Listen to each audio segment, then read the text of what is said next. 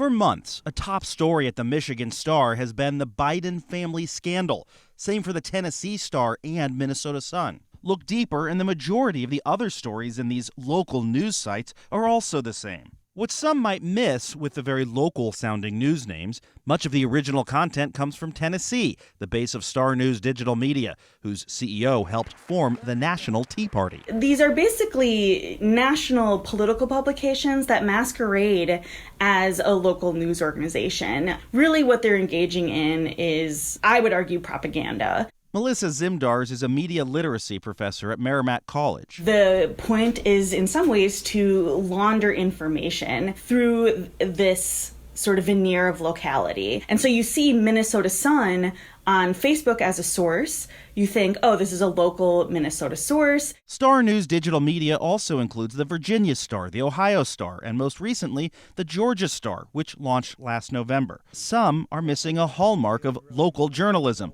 Local journalists. The last story in the local news tab for both the Michigan Star and Minnesota Sun was penned in October by a reporter who says on LinkedIn she lives in Tennessee. How many people are working on the ground in Minnesota? Not clear. Potentially no one. Newsy asked Star News, why not assign Minnesota-related stories to reporters and editors in Minnesota?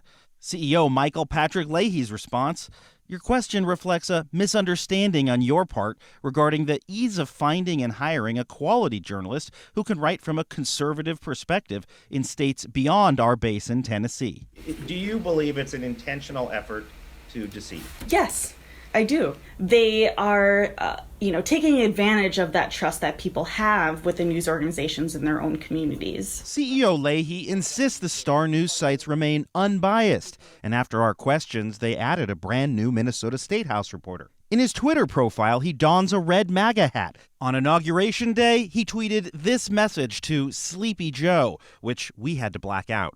Advertising high up, former Trump advisor Steve Bannon's talk show War Room, which Twitter and YouTube permanently suspended in the wake of the Capitol riot.